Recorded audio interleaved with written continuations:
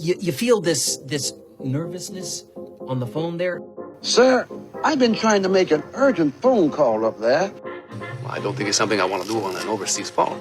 You gotta make some phone calls. Hang up the phone. Prank caller. Prank caller. Ladies and gentlemen, welcome once again to Packernet After Dark. This is the call-in show, the Packernet Podcast Network. If you'd like to call in, if you'd like to I messed that up. I'm sorry about that. I'm changing the settings too quickly. If you want to call in, please feel free to do so. 608-501-0718 is the number here. We don't have any new callers. By the way, if you're wondering, I know I probably let some people down. You're like, I need to escape from all the political stuff. I'm going to go listen to the Packernet podcast, and I failed you. But first of all, I'm going to make a lame excuse. I am sick, and I'm not feeling great.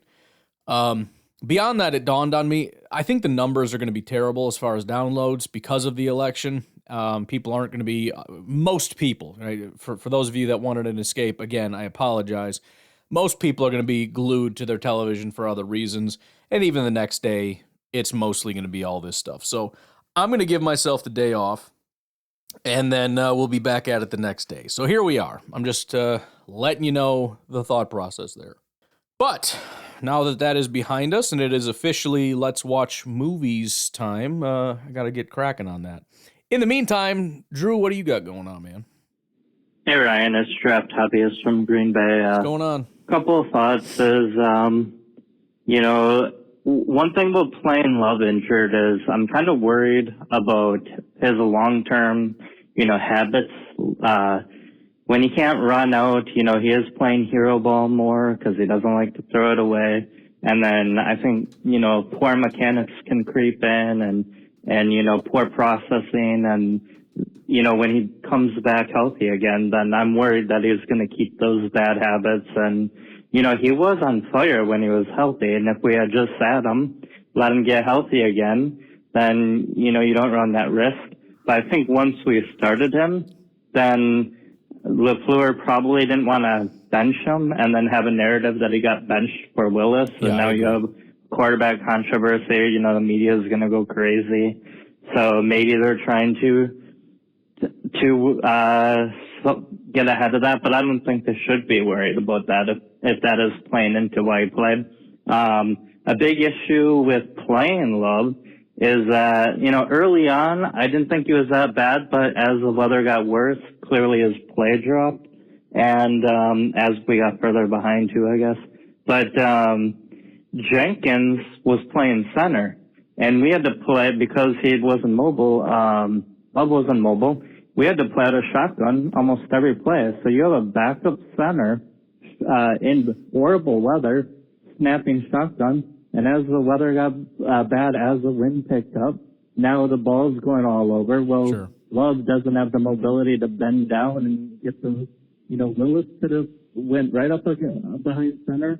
A lot of those bad snaps either would have gotten or it wouldn't have mattered because you're right under center. So, you have to I don't know if Willis would have been effective with a bad field, maybe that limits his mobility a little bit, but, maybe Willis would have been the right call, but, so those are some thoughts that I in terms of team building, clearly we're too young of a team. We need to bring in a veteran presence, maybe let Wicks go or, maybe trade Watson at the deadline, and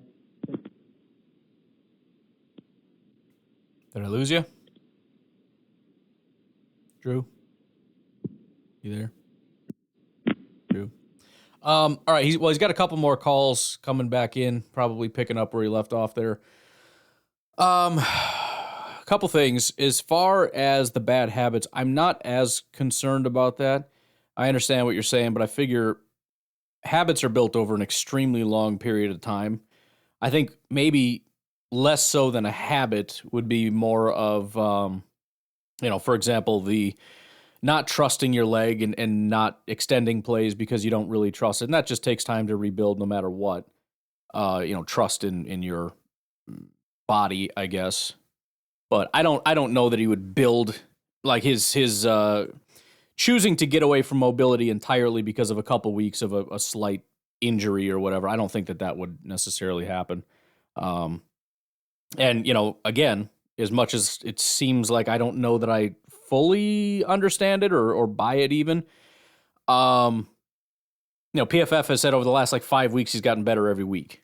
So, I think that's been a big thing with Jordan is the interceptions make it really hard to judge him.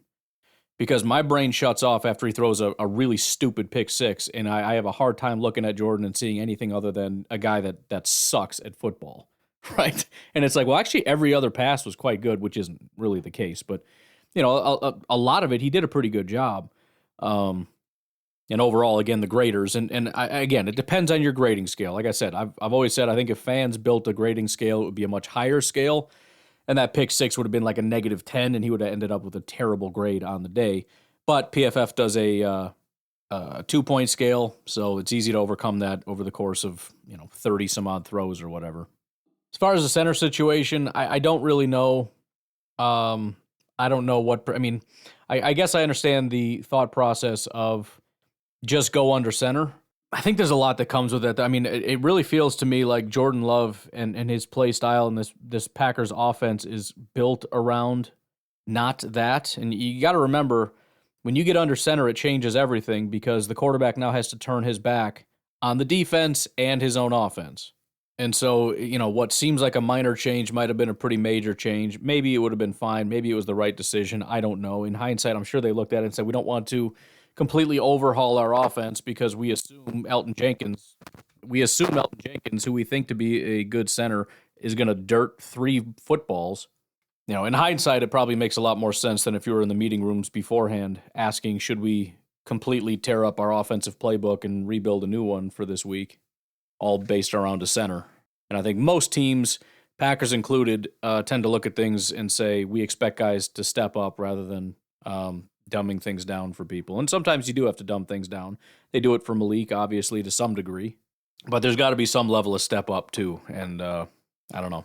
It's just my thoughts off the top of my head. I haven't, most of the time you guys call in stuff, I haven't thought these, it never even occurred to me, so I haven't thought any of this through. It's just whatever comes off the top of my head. But again, it's a lot of stuff is hindsight, seems to make a lot of sense. And maybe moving forward, they will make those changes. But at the time, I think it's easy to just look at it and go, just freaking snap the ball, dude. I also agree that they didn't want to bench him for the optics, and that there probably is a lot of that makes sense. It could not only just hurt the optics from the outside, but it's probably going to potentially hurt. You don't want to upset Jordan and the locker room and everything else. There's a lot that goes into that kind of stuff, I'm sure. But let's get to part 2. Hey, Ryan, Draft Hobbyist part 2. But, Quay and Stokes, I think we need to start thinking about cutting bait with them. I watched Quay a lot. Holy cow, was he... Yeah, I don't know if it's something that needs to be done mid-season. I think if you could have traded any of them, that would have been the move, but I doubt that that's going to happen. I do think Quay's snap counts need to be reduced dramatically, and because we saw Eric Wilson play so well at Mike linebacker, he earned that job. Edgerrin Cooper, the bottom line is, find guys that are good at things, and they win the job. And whatever's left over, Quay can do. If you insist on Quay being in there, fine. But he's not playing middle linebacker because that's Eric Wilson's job. And if they like Edgerrin at weak side, guess what? Quay's strong side linebacker, if he's playing, right? If you don't like him in that spot, then I guess he doesn't play. But I don't understand the mentality of Eric Wilson has been dominant at middle linebacker. We're going to take that job from him. Now middle linebacker, the quality goes to 0 because Quay is significantly worse than Eric Wilson has been. Also, Eric Wilson at weak side linebacker now, he's not as good at that. So now weak side linebacker actually got worse because Eric Wilson got worse. And it's just, the whole thing is stupid. And obviously I'm going based off of PFF, and Packers may have a different perspective on how good or bad things have gone. But I think it's blatant enough that I don't think PFF is that wrong to where they're saying it's god-awful and the Packers are like, oh, man, it was so much better with Quay in there than Eric Wilson. I can't imagine that's the case. So, yeah, I don't think there's going to be anything drastic as far as cutting them immediately. But after this year, I think the experiment is officially done and we need to move in the direction of finding permanent replacements. Dad, he doesn't move. He just, stands in place. I know. And the running back is, up to the line of scrimmage, and then he's like, oh, I got to react. Right. His read is so incredibly slow. It is I'm very sorry, slow. that's never going to change. And he is the easiest person I've ever seen as far as a guy's ability to juke him. He got made fun of real bad when he lost a guy, in the hole. It was several weeks ago or whatever, there was a gap, the running back ran through it, and he got Quay to trip over his own feet. It's how do you miss that tackle? He did it again in this game. Not only does he not react, not only does he have a really slow processor, but the amount of times that have just been embarrassing watching him try to track people down, even when he does decide to react, he can't catch anybody. He's slow, and the idea that Quay is fast is just nonsense. The guy is so slow. It's unbelievable. It's just painful watching him play. It's time to move on. He should be benched, and we can bring him in rotationally, but we should be going with McDuffie, Cooper, and Wilson. And Losing you again. Let's see if he picks up here. Nope. He thinks he's talking, but we can't hear him. Here's part 3. Hey, part 3, I forgot one thing I really wanted to stress. No one's talking about it. All the penalties, all those false starts. We were at home. That's what you get on the road. Why are we having so many false starts at home? It's right. Incredible. Yeah, crazy. I know I talked about how young we are. We have guys that are lower end players like Rasheed Walker. But at home, you can't even, and some of us, the wide receivers, you should just be looking at the ball. I really don't get how you can have that many false starts. I didn't count them. There were probably 5 false starts. It's like we're a college team backed up by the student section in the 4th quarter. It was incredible. I just had to call in. The fact that we were at home and that was happening was just ridiculous. All right, bye. Yeah, no, that is a good point. I mean, it's ridiculous no matter what, but when you don't have the excuse of, well, the crowd's really loud and everything else, it's really extra pathetic. I mean, you're the ones calling the play. You know what the play is. The quarterback just told you in the huddle. And then, so not only do you not know when to jump, to move, to go, you also apparently don't even know how to line up. I don't know. It's an interesting situation, I guess we can say. Hey, Ryan. Sad Monday. Not a happy victory Monday. It's a sad loser Monday. To all the fans out there who are trying to justify this loss, screw you. I mean, I'm not telling you how to fan, but come on, quit it. This is unacceptable, and you know it.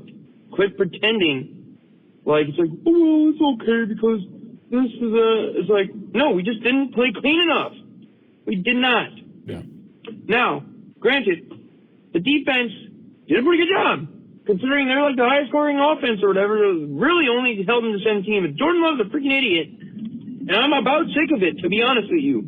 And then all these bullcrap calls, but the center, I don't know, the officiating's bad. We're not going to talk about that because you're already talking about it right now on this episode that I'm listening to, so I don't need to go into that detail. But, I mean, we are just not good. We're not a good team. I don't care what anyone says, dude. We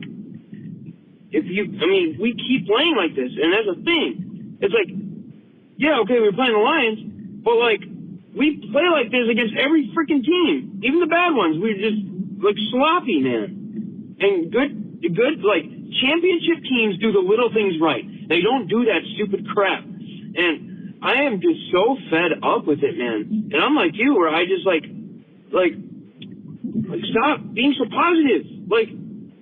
We should be hammering them and freaking telling them how stupid they are. I don't get it, man.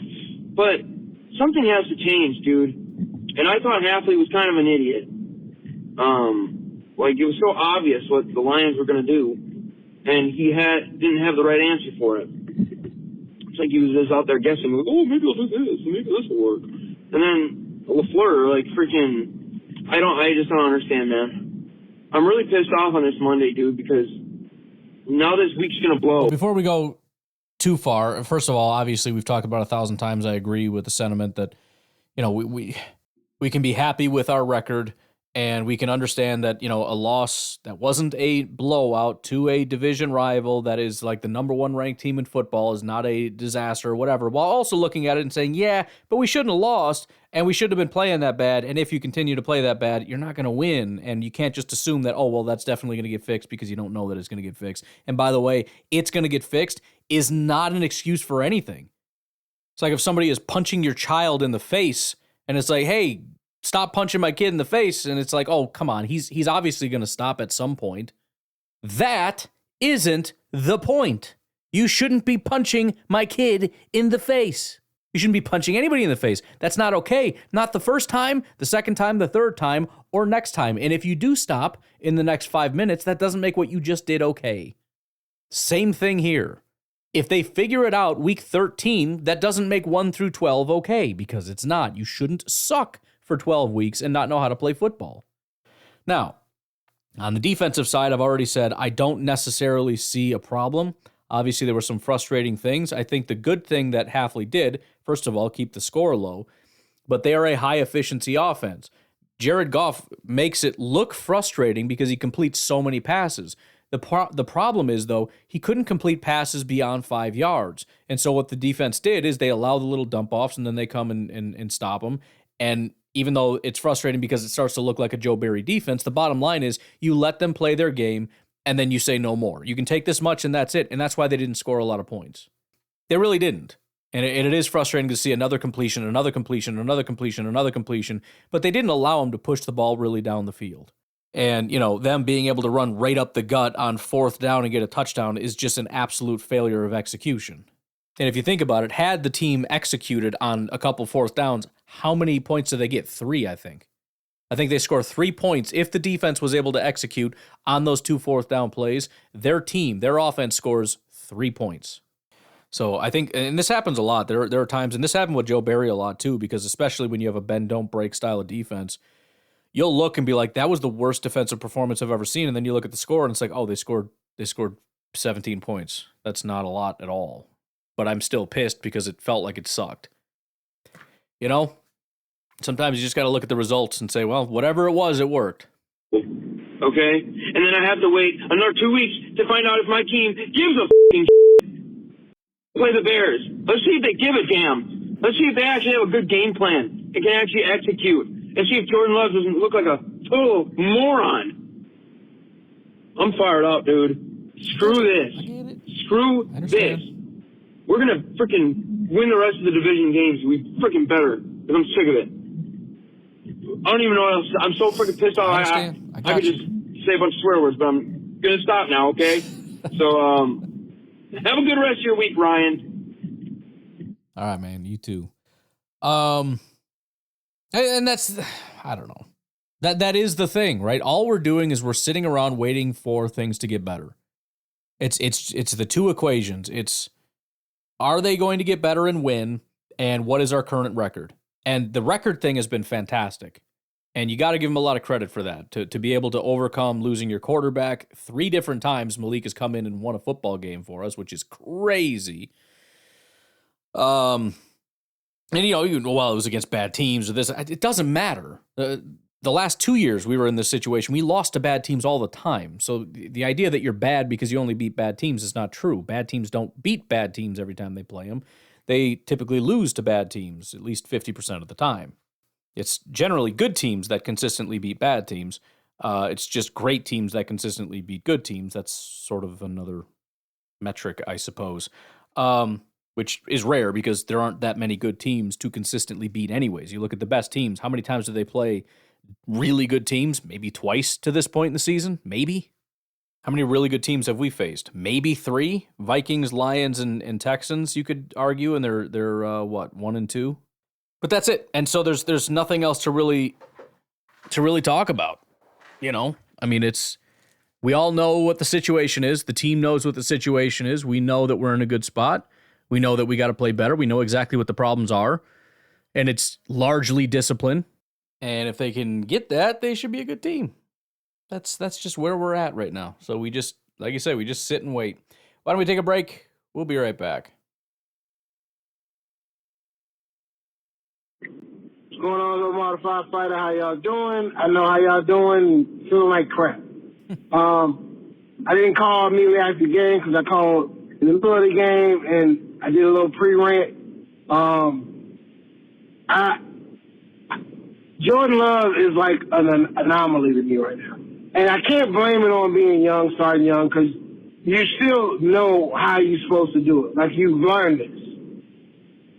So, to me, this is what I can kind of feel like it's like.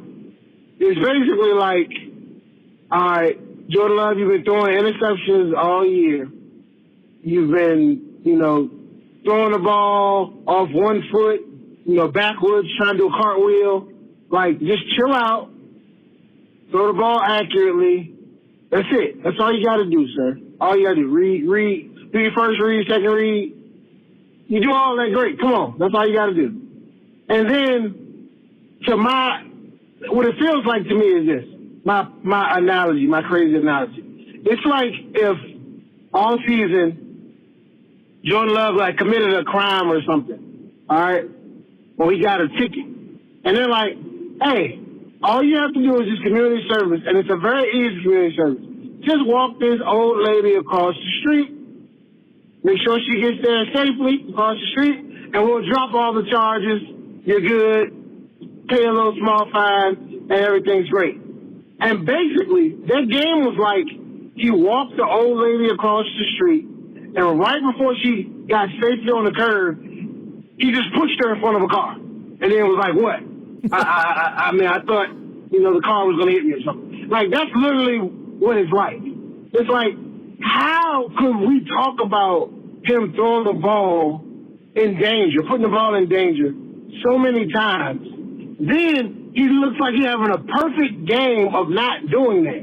Planting his feet, doing everything like he's supposed to. He ain't going to do that stupid throw like that. And it wasn't even like fourth down. If it was fourth down or the game on the line, I can understand a little bit more. But dude, it was like second down or something. It was like, come on. It was so stupid. I was just yelling in my house. It was just crazy. I know people want to hear this, but it's kind of a mixture because you blame on the quarterback, he's kind of jacked up. But I still feel like none of the receivers really stepped up. Other than Watson, but he's not getting the ball thrown to enough. But I feel like we need a number one. I think Watson is an excellent number two. Dobbs doesn't feel like I feel like he gets schemed open versus being open. But anyway, go back though. Yeah, I feel like that broke a lot of people, myself included, to where it's like I'm not defending it anymore. If you want to stop doing that, that would be great, and I will get back in line, and I will continue, praising everything about you again. But I'm not going to sit here and defend that kind of bullcrap, especially when you've been doing it all year. That is the second time, backed up against your own end zone, you've thrown the ball right to a defender and given up 7 points in a very short period of time, on top of all the other stupid interceptions. So I will be defending nothing. I'm just going to sit back and watch and see how it goes and reacts to what just is reality. That's it. But yeah, I mean, as far as the wide receivers, they got to step up too. The drops are out of control. I mean, it's everything, dude. Like, Jordan's being stupid, and the receivers are being stupid. Might not be. It's focus. It's focus and concentration. That's what it is. Jordan is not focused. He's not thinking. He's just brain mush, and the receivers are not thinking. That's why Wicks and all these other guys, they're leading the league in drops, and Jordan's stats look worse than they even are because all those drops get counted as incompletions, which get counted against Jordan. And the offensive line, I think they're doing a decent job pass blocking, but guess what? The penalties are out of freaking control, and everybody else with the penalties is out of control. And just think, man. Just think. It's really weird, and it's frustrating from my standpoint because it's easy to look at, it's easier to look at certain things than other things as far as how to provide solutions. I've been saying this about our losses in the postseason. Like when you're a really good football team and then all of a sudden you just suck. Like, what do you do about that? I don't know. Like, oh, we just needed one more player. That's stupid because the issue isn't the talent on the football team. The talent was good enough to win a Super Bowl. They just all sucked at the same time on the same day and couldn't play football anymore. Adding another player who's kind of good that also probably would have sucked on that day does nothing. So I don't know what to do about that. And likewise, what do you do when your team is not focused? I don't know. I really don't. But that's Matt LaFleur's job to figure it out and fix it. So, Matt, please figure it out and fix it. Oh, this is, I had to call back because it just dawned on me. When I was talking about we needed a number one receiver, because the good thing about number one is that he usually demands a double team, which everybody else will get single high coverage. And then it made me remember that even if they're getting double teamed, they still can win sometimes. And, or at least, a lot of the times. But it made me remember, what the hell is Wicks? Where is Wicks? Wicks on the back of a milk carton. Yeah, dude. Like, how can you drop that easy touchdown? It was nobody around you. You did everything like Matt LaFleur called everything right, and he dropped it. Everybody wants to compare him to Devontae Adams. He's not making the big plays like Devontae Adams made. Devontae Adams, I think, might have led the league his second year in drops. Or he at least had 10. I think he had like 10 drops that year. You probably look it up. He had 10 drops a year. But he also had, like, great games mixed in. Like, the way we have doing our receivers now, it's kind of like we're just rotating it. But Wentz has not had that great game where you want to forgive him for the drops. And I want to say most of the Adams drops, they were like wide open. It might have been like him trying to get a couple yards, might get a first down. Like Wentz is dropping touchdowns, man. And this is like you're at the bottom of the depth chart. Like if Malik Chief, which I know he was injured or inactive, if he was wide open, people would have caught that ball because Chief is playing like, if I don't catch this ball, my family's going to die. Yeah. That's literally how he plays. He plays like that. And Wentz is playing like, I can catch it and I want to catch it maybe. And this was the issue with Wicks coming in, right? That I basically turned around and was like, well, I guess that didn't happen. I was concerned that it was a heart issue. He wasn't as in it as guys like Dobbs who are out there just, and maybe that's, we're kind of talking about the same thing, slightly different, and maybe you're more right than I am. It's not as much focus as it is heart. Are you willing to go out and die for that football? How much are you plugged into this? As opposed to just kind of casually going through the motions.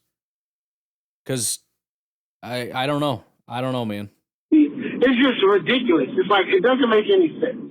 I forgot the other receiver, but Wentz is reminding me of that receiver that we used to have on our team. You talked about him before, where he kind of like, everybody hyped him up, but he only had like a couple of good plays, and everybody wanted to make him seem better than what he was. That was maybe like 4 or 5 years ago, something like that. I forgot his one name. But that's kind of what Wicks reminds me of. It could be a sophomore curse, maybe be better next year. But it's like, dude, you should be on the jugs machine all the time. I really feel like if you take out Watson, like we have a number one wide receiver, like parts of number one wide receiver. Like Wicks with the route running, Dobbs with the hands, Reed with the looseness. I swear we got to do something about this. This is crazy. That's all I'm saying. Okay. Yeah, and again, I don't know. We're all seeing the same thing. I don't know what the answer is, and the thing that's scary, history will say that they're going to turn it around just because they always did in the past. It's hard because I don't know how to make sense of that. I don't know how any of that makes any sense. And maybe they won't this year because there isn't that sense of urgency. There isn't that like, man, if we don't win this game, we're done. And that's when it starts to click in their minds. And now that's not the case. So who knows? Maybe they're just going to coast until it becomes critical. I don't know the answer to the question, but we're all seeing it. We all know that something needs to change. I don't know what it is. And it's scary because, you get that whole thing with Matt LaFleur again where Not that he's saying this, but we've heard it in the past where he's like, well, if I knew what to do, we wouldn't be in this situation kind of thing. And I feel like that's where we are. I don't think Matt knows what to do. And I don't know that anybody would. I'm not really sure, other than like, I don't know, dude. I put together a practice schedule and we put together a game plan based on the opponents, and I give that to the players and I expect them to execute, and they're just sleeping out there on the football field. And, I don't know. I don't know that Matt's a big rally rah-rah guy as opposed to just being a dude that's in the lab making stuff work. And he shouldn't have to be. It shouldn't be that hard for you to get up in the morning and make it and care, I guess. I don't know, man.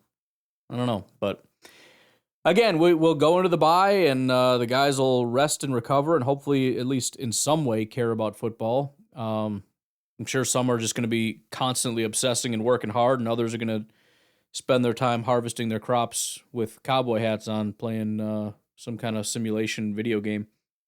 To each their own, I suppose. Let's take another break. We've got Beer Cheese Benny calling in.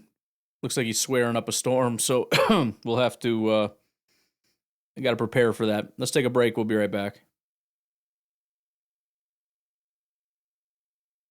Beer Cheese Benny here, Ryan. I'm so fucking pissed off.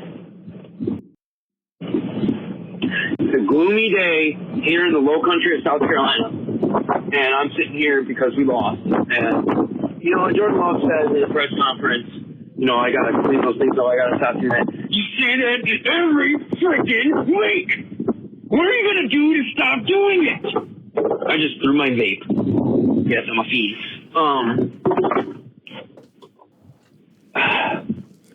Stop saying that and not adjusting and doing the right thing.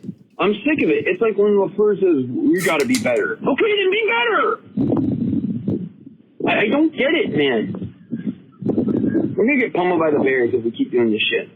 And I refuse to have them stoop to that level of the Chicago Bears. That's terrible. I don't understand. Oh, God, there's members over there. I hope they didn't just hear me cussing. I work on a golf course. Anyways, Ryan, the fact of the matter is, when is it going to get better? When is it going to change, man? And, people are going to say, well, last year he did the same thing in the first half of the season, and then in the second half he threw 18 touchdowns and 1 interception. It's like, okay, well, I don't really see that happening right now because he keeps doing the same crap. So when is it going to change? What do we need to do, really? And honestly, why don't we just start Malik against the Bears? Because, honestly, Bears still suck. So we could probably beat them with Malik, and Love can get just his rest and get right. I mean, I'm tired of this, man. I mean, it was bad enough that years past we had trainers who were so stupid they couldn't get guys healthy, but now we have trainers that are so negligent that they'll just let guys go out there in terrible conditions that will worsen injury. And it looks like Jordan Love, he was hurt. Like, he wasn't ready. Again, it was like the same thing when they brought him back too early against the Hawks. I don't understand. It's really to be right now. I hope it's not affecting the call. But whatever, dude. Whatever, man. Go let go, I guess. Yeah, I don't know what's going on with the injury thing. I think it's good timing for the bye week. We're starting to. It's one of those things where the light's flickering and it's starting to flicker off more than on. We're really losing Jair. We're not able to get Evan Williams back. It's real touch and go with Jordan. We bring him back, but he seems to not be okay. Other guys are starting to rack up injuries. I think it's a good time to really just hit pause, let guys get healthy, and see if we can power ahead through the second half of this season. Obviously, there's going to be injuries, but it just felt like the more we kept going, the more these were just going to start racking up, and we're not really going to see guys again. So, good timing. Got to get healthy and go beat the Bears. I guess, man. That's all there is to do. Hey, Ryan, Dennis, California. What's up? Probably getting a lot of calls because unacceptable performance, right? But man, it's kind of like what I've always seen the last 2-3 years. Not from the Packers, but just like this NFC North deal, right?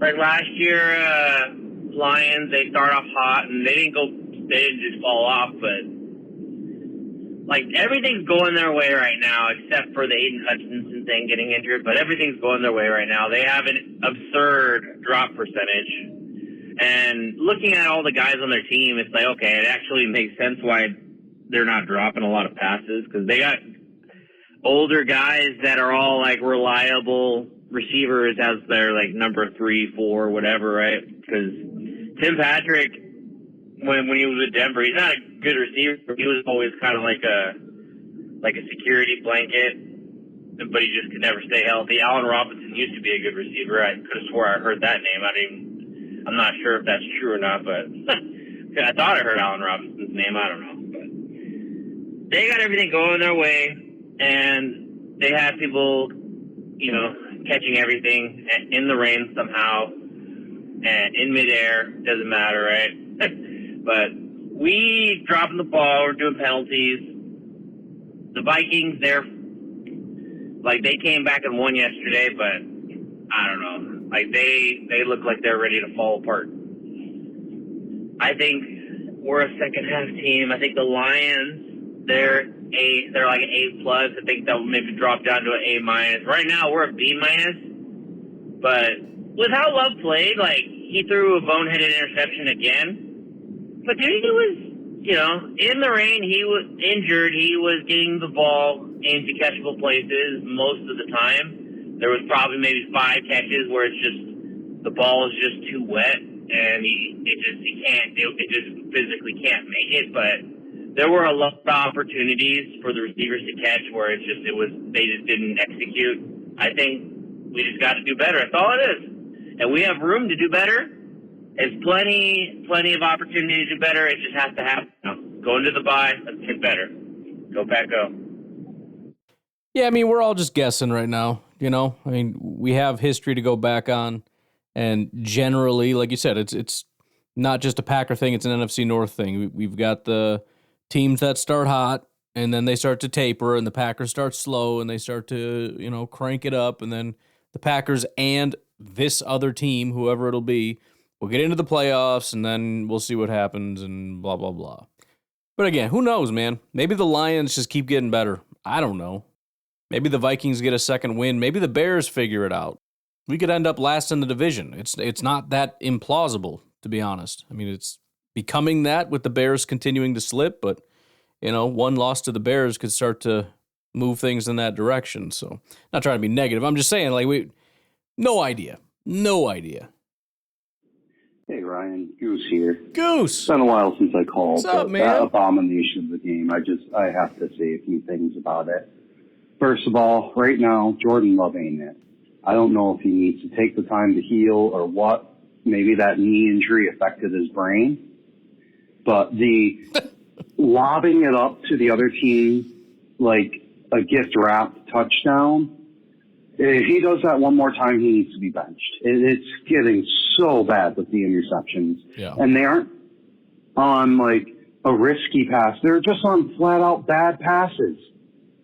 I don't think there was anyone even near him yesterday, and just absolutely horrendous. He needs to get his head on straight.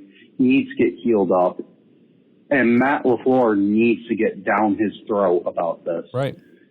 There was no need to throw. Yeah, I mean, part of the frustration for me comes from the response from the team, and I have no idea what they're actually saying to Jordan as opposed to saying to the media. I'm not saying they have to be completely honest with us. It's up to them how they want to do it. But this whole thing about, well, there's other people, and, well, he's a young guy, and he's developing. Bro, shut up with that crap. Shut right on up with that crap. Don't even start with me. For that. My second complaint, Matt LaFleur. You need to get on this team and bite their heads off. I don't know what you got to do. Get some discipline going. Yeah. Get in there like you're the SS, the Gestapo, and just everything they do. Take it easy now. Take it easy. No. You're going to bed at 9 o'clock each night. You're getting up at 6 a.m. You're going to follow this schedule and these rules until you are a robot that only follows commands so that we can get these pre-snap penalties under control, because that is killing every single game. Like, we should have blown teams out that we didn't. We should have won games that we didn't. We could have won yesterday if it wasn't for Jordan Love's undiscipline and the offensive line's undiscipline. They're just absolutely horrendous. The last thing I'm going to touch on is the Lions are absolutely getting the darling treatment from the NFL. I'm not saying they're rigging games. That I don't think that's possible. Any kind of conspiracy like that, you end up hearing about it. But they definitely get more favorable calls. Definitely the teams that are playing them are going to get more penalties on ticky-tack things when playing against the Lions, because they're the fun, exciting team for right now until they're not anymore. And then you get the Packers treatment because, well, you've been good for too long. You're boring. We want a new toy. Anyways, this team needs a bye week. They need to take the full 2 weeks to remove their heads from their and get that on straight and fix what they're doing. Looking forward to hearing what you have to say. Yeah, I mean, I'm trying so hard to not keep just saying the same thing over and over again. I agree they need the 2 weeks. I think that there's a lot of things they're doing that are working, and there's a lot of things that all these guys are very good at. You mentioned Matt LaFleur. I think he's good at a ton. But I do think that there is a different priority, and there's a question of how do we get the team focused. I think it needs to some degree to be the priority. Yes, you can still put together your game plan and do all the stuff and all the wizardry and all the cool things that you do. You and Half, man, just putting together the old plan, son. But the plan goes down the drain pretty quick when half of the passes get dropped and like 10% of the passes go to the other team. I'm exaggerating on both accounts, but you get what I'm saying. It's not going to matter. We beat the Lions with the game plan. We lost to the Lions due to execution, due to brain lapses. So, yeah, I'm happy that we have the bye week right now. I think between the injuries and just the sort of mental fatigue and fog that's going on, just take some time, boys. Get healthy, get your mind right, and let's go ahead and do this. Hey, Ryan, a little bit. What's up? Arles here. A little bit of time since the game ended. What is it, like 7:52 in the morning here the day after? Sitting here drinking my... You know what? Actually, Ron, I'm going to call you back. I got a call coming in. It's very important. Yep. Here we go. All right. Sorry about that. All right. Arlen's back. Where'd I leave off? Okay. I'm sitting here drinking my coffee, right? Thinking about the game. Not quite as angry as I was yesterday. Still, just kind of... I think I hit those 12 stages of grief pretty quickly. I think I'm kind of in the acceptance stage of that this team is good. This team is good. Our defense is solid. They're like a solid B rating, right? Our offense isn't bad, right? They're not bad. They're just not disciplined. Right. But as I said in one of my tweets yesterday, or I think when I was talking to you yesterday, Jordan Love is the problem and the answer. Right. He is You're right. the answer in that we know what he can do. We know what he could be. But he's the problem in that he's the freaking problem. Right? The pre-snap penalties, that's a problem. I do believe we can figure that out, right? Well, I mean, it's kind of like exactly what I said, and this is true of most teams because quarterback is so important, but this is what I said last year. This team will go as far as Jordan Love takes it. If Jordan Love is playing poorly, this team will not perform very well. If Jordan Love is playing at an elite level, nobody's stopping this freaking team. So, yeah, I think people get upset because they're super defensive of Jordan. I tend to be extra critical of Jordan because of how important he is. It's not because I don't like him. It's because I know the freaking guy is elite and he's not playing like it. And we're squandering a hell of an opportunity here. Well, what about the drops? Bro, I get it. That sucks. Wicks dropped a few passes.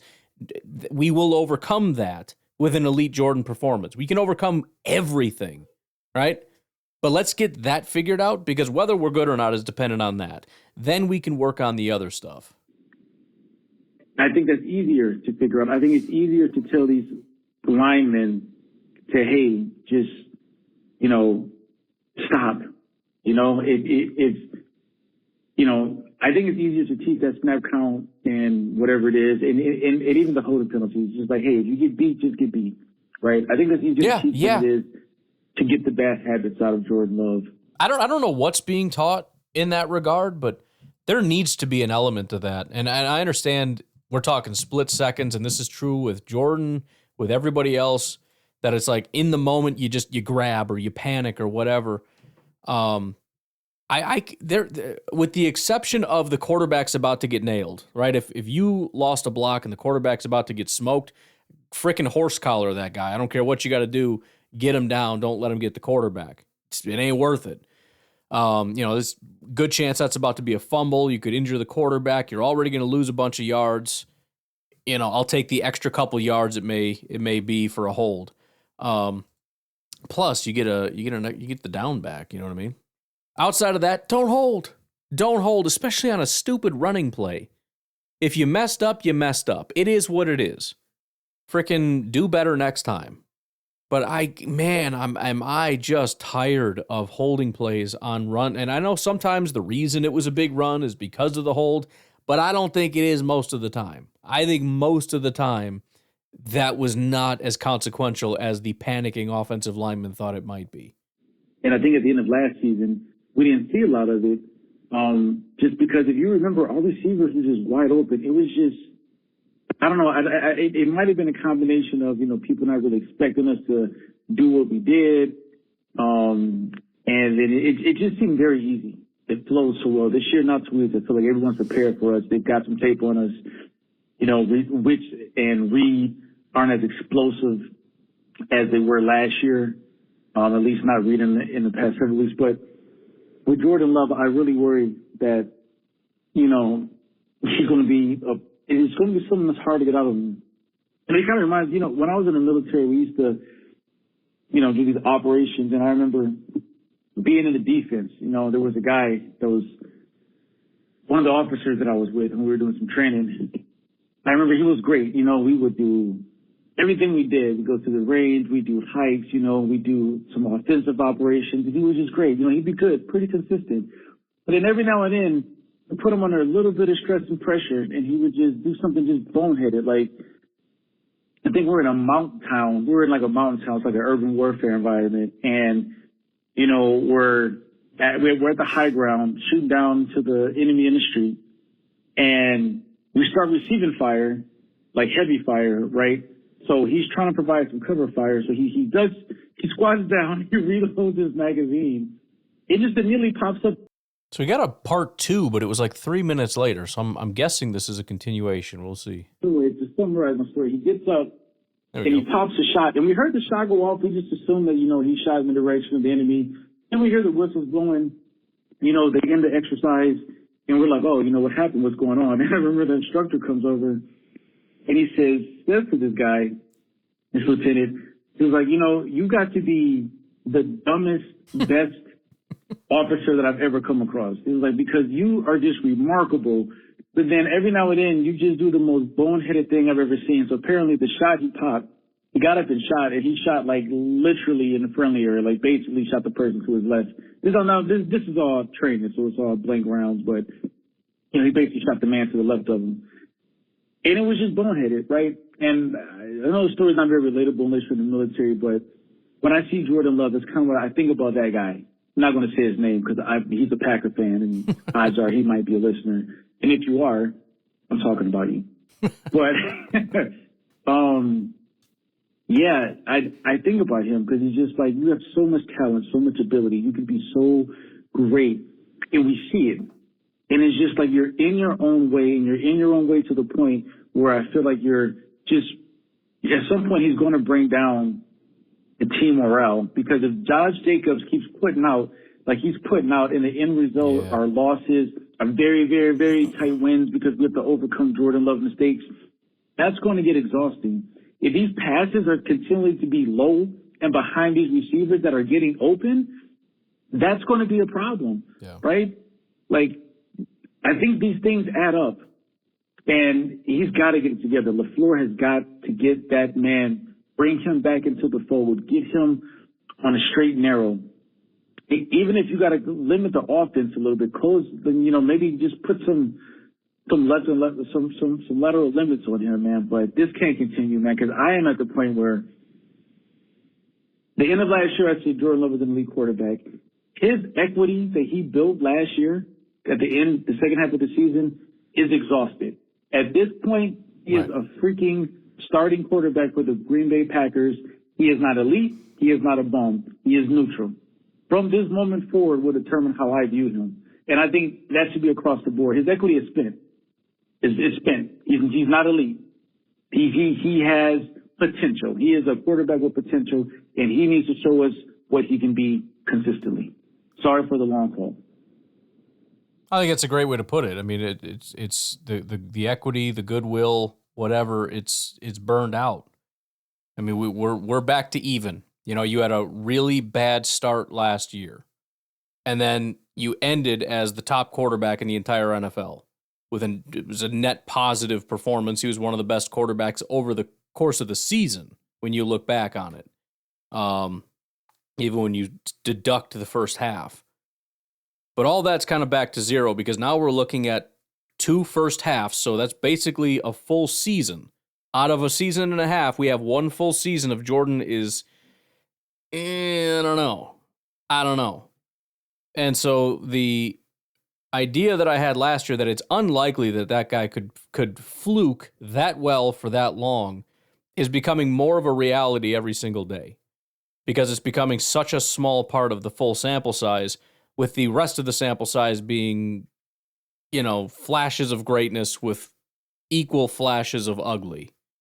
And so, by the end of last year, I said, we don't know what he is. We don't know. We haven't seen enough of Jordan to fully know exactly what he is. But now we're ripping through, a year and a half, and pretty soon it's going to be 2 full years, and the picture's starting to come into focus. And the picture that's coming in clearer and clearer is not the picture I was hoping it would be. So I agree with what you're saying. He's at 0. It's time to regroup. Time to put on one of those second half performances again. We'll figure out how in the world we stop freaking doing this next year, right? Next year is a whole new problem. We'll figure that out. But for now, just do it again. Just do the same thing again where out of nowhere you just tear up the NFL. That's what I need you to do. Go from one of the most turnover-prone to one of the least turnover-prone quarterbacks in the NFL like you did last year. Go from one of the least accurate to one of the more accurate. I don't know how you do it, but I'm going to need you to do that, all right? Anyways, TJ from Alabama, we kind of straddled your call there. It was kind of weird. We had Arles call in, and then his second call was after your first call, so I'll try to remember that and get it right tomorrow. But I do want to stop here because it's getting late, and it's so dark outside, man. It's not even that late. Like, if this was August or September, I'd be like, nah, I got hours and hours. Now it feels like 10 o'clock at night. It's like, I got to go, man. I can't do this. I hate this so much. I don't know how Steve in Alaska puts up with this crap. Like, oh, I got 4 hours of sunlight. Bro, I just want to curl up in a ball. Cry. I hate this seasonal depression bullcrap. I'm moving to Florida, man. I don't even care what their sun does. I'm going to go outside and it's hot and be like, yeah, dude, vacation. Let's go. I'm going to Florida. All right, you guys have a good rest of your night. I will hopefully talk to you tomorrow, man. I'm struggling here a little bit. If I don't get you a podcast, I apologize. I haven't even begun to scrape together what the heck is going on. So we will see how that materializes. I might just get half of it done and call it. I have no idea. Blame it on the sickness again. But I will talk to you later. Have a good one. Bye-bye.